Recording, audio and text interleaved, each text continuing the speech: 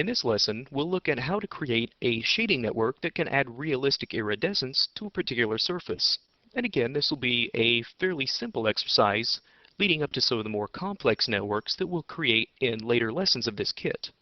Okay, so let's go ahead and take a look at the scene we'll be working with. And if you look, we've got just a simple floor setup. And also, if you look very closely, you can see that we've got a few bubbles set up within this scene. So let's take just a quick render of what we've got at this point, and you can see the bubbles that we have. The problem though is that the bubbles that we have really don't have any sort of iridescence on them. In other words, that sort of rainbow color pattern that you usually see on a bubble. So in this lesson, like I said before, we'll go ahead and focus on how we can actually add iridescence to certain parts of this bubble. So let's go ahead and take a look at the hypershade. And in this hypershade, we'll be working with this bubble material. Okay, I'll go ahead and give us a little bit more room to work. And this bubble material is just pretty much a Phong. Okay, we have a Phong material. We have the color set to white, and the transparency set pretty much all the way up to 1. Okay, everything else is pretty close to the default settings. So let's go ahead and, before we get too much further into this, let's add a ramp texture. And this ramp is what will act as the actual iridescence. So sort of the rainbow pattern that we'll be seeing. So I'm going to go ahead and add a new color swatch just below the green, and we'll make this sort of a yellow color, just so we have something that's a bit closer to an actual rainbow pattern. Okay, now let's go ahead and add into this whole mix, let's go ahead and add a surface luminance node. Surface luminance can be found at the very bottom of the color utilities. So we'll go ahead and drop this in, surface luminance. Okay, and also let's add in a shading map. And the shading map is what all of these different attributes will be plugged into. Okay, so let's go ahead and take a look at the shading map. I'll go ahead and collapse this menu on the side so we have a little bit more room to work with. And let's first of all take this ramp and let's connect this to the shading map color of this shading map. Okay, really doesn't look like much has happened. It's just now made everything green. Okay, we'll go ahead and take this surface luminance and let's shift, middle click, and drag it on top of the shading map. That will open up this connection editor. And let's go ahead and take the out value of this surface luminance node and let's plug it into the R, G, and B color of this shading map. Okay, and now we can see a little bit of a change has happened. Basically, what's going to happen is any point where there's light directly hitting a surface that this shading map's applied to will have this sort of a pattern. So let's take this shading map and actually plug this into the specular color of this bubble material. Okay, let's take a render of what we've got. Okay, and you can see looking at this now that the change that's occurred, what we've basically got now is that ramp sort of a pattern that's appearing everywhere that there's light striking this surface. So it's kind of tough to see, but if you look very closely, it was there. So the problem though right now is that the pattern is occurring wherever there's light striking the surface, which really isn't so accurate. What we really probably would rather have is this light just striking in one place, or this iridescence only happening in one place, and then the rest of the bubble is clear. So what we can do, and the reason that we used this surface luminance node, is that we can tell the surface luminance to only take into account one particular light. So let's go ahead and if we look in our scene, there are several lights set up, but let's go ahead and select this point light that's right in front.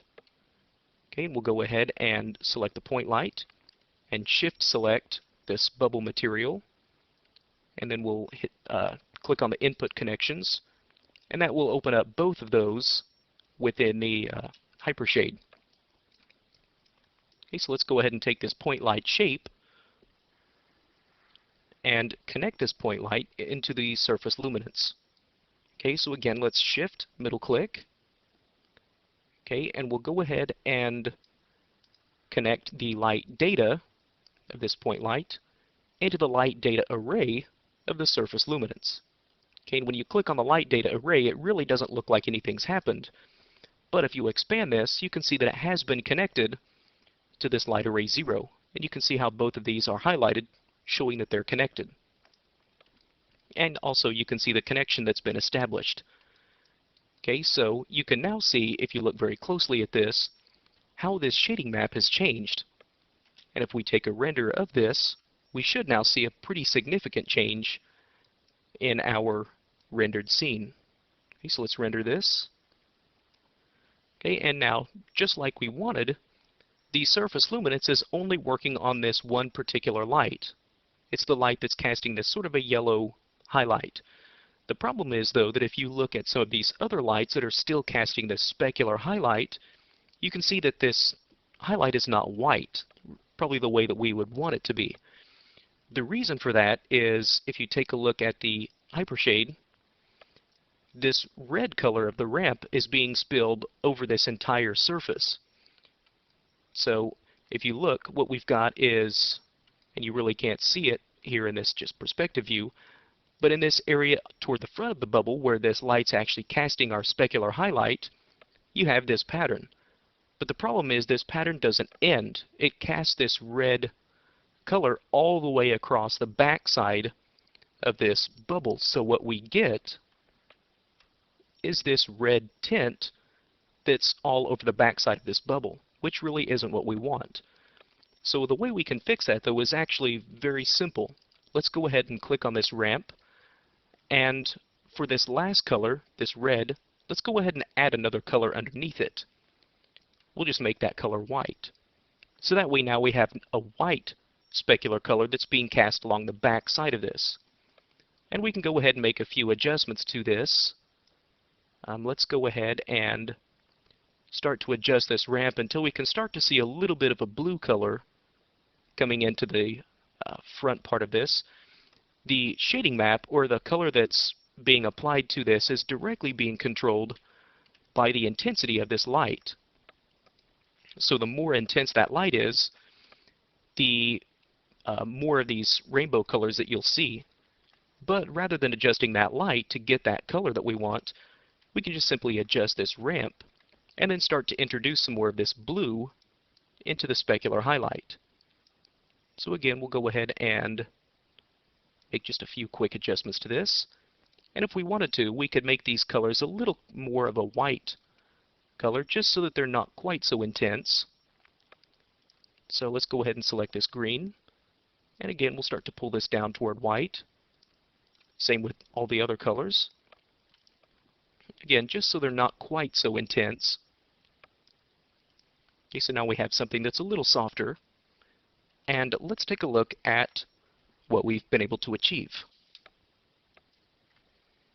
So now we have this nice iridescent pattern that's just being cast by this one light. And if you look very closely, you can see that we start off with this specular, and then kind of, if you look very closely, you can see that rainbow pattern that's coming off of that light.